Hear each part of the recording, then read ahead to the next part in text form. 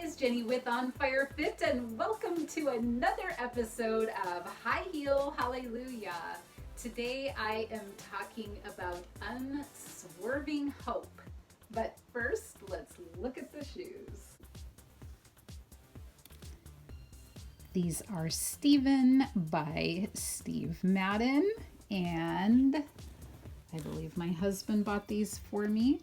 And they are a very pretty blue. And yeah, I don't know how I'm going to tie this into unswerving hope. Does this look like a swerve? I don't know. We had to come up with something, right? But this is the shoe of the day, and I love them. I have mentioned before that I love listening to Graham Cook. He is a wonderful speaker, and he has such hope-filled words for us. And so today I'm going to share some of his great insights into how to have unswerving hope.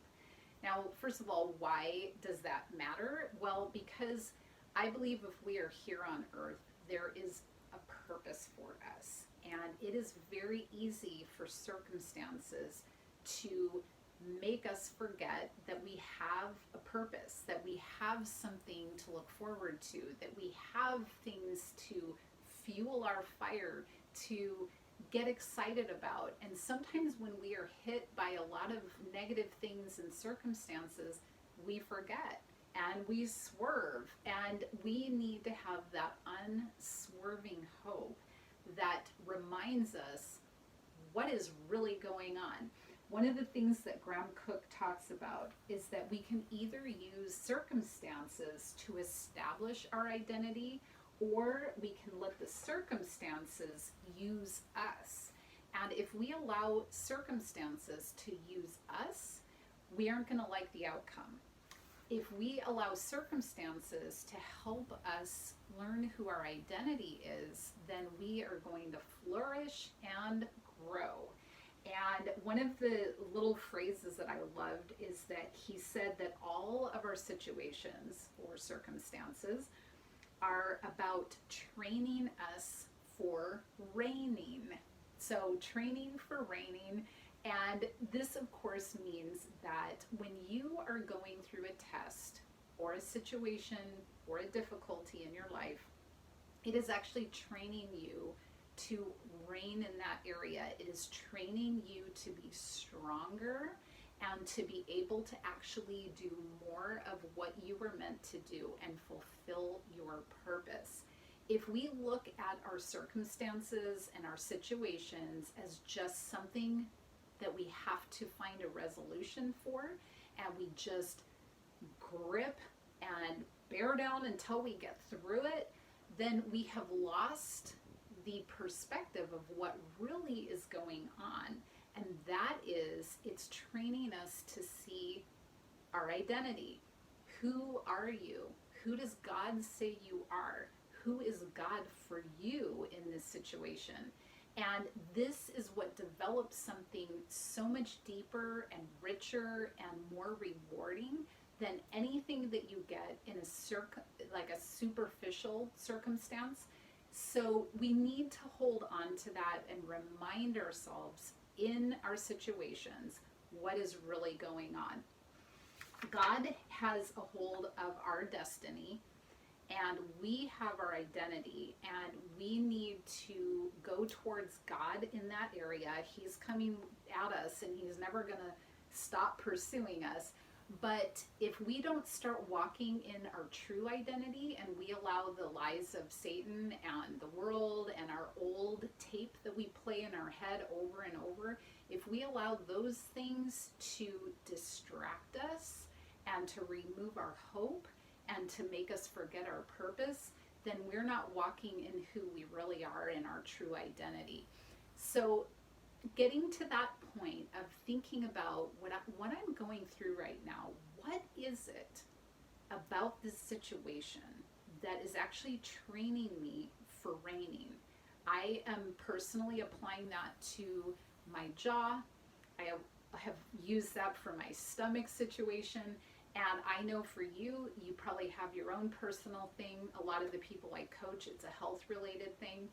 Definitely, I want you to not think about that as just a thing that you have to get over and get through, but consider how God and you are together developing this new platform, this new level. And by agreeing with him and getting on board with him and what he already has said about you, you are going to move into that. I loved his action step, and I'm going to give it to you as well. Your action step is to consider in the Bible, if God has ever led you to a certain Bible verse, or you consider a certain Bible verse to be something that really is your verse, maybe you have more than that, maybe you have several, go to it, pull out those key words and phrases. Those are promises for you. That is basically like a prophecy or words spoken over you that are promises. And then take those, write them down, remind yourself of those frequently, and then take a step back and consider what enemies in your life, in your behavior, are stopping you from moving forward in that identity. What things are holding you back from those promises? And that has to do with your behavior. We can know a lot of stuff, but if our behavior does not start to move us, we will not move further into our identity. And so learning what it is that we have that is really an enemy to our identity is going to help us to propel forward. And it gets really exciting because you stop looking at all of your circumstances as just another thing that I have to get over, or the next thing that's just going wrong in your life, or whatever else. No, these are actually moments where you're getting tested. And thankfully, God keeps giving us the test. He doesn't fail us, but he will keep giving us the test over and over and over again until we finally pass. And in those tests, we are either tempted to give in to our old ways, our old behavior, or we stand on who God says we are, who God says we can be, who God says we are in him and his way of doing things. And then we get to pass the test, and then we reign in that area. And because of that, we have this new level of understanding that we can use for our purpose and to help other people. And it becomes this amazing journey where you don't even feel upset about your circumstance. You trust that there is a good purpose for it. And that's really cool, because it's easy for us to have hope when things are going great. What do you do when things aren't going great? Well, by having unswerving hope and standing in your true identity of who God says you are, then you use every circumstance just to keep moving into that identity and getting stronger in that area. So I hope that that helps you today. I am always glad to hear from you. So thank you so much for your wonderful comments. I hope that you are living an abundant life and that every day you are living on fire. And the walk of the day, I am going to do it in my bedroom today since there is a house full of people and it didn't look good outside because there were gardeners and lots of loud noises and things blowing around. So here we are, and I just hope that you have a wonderful day.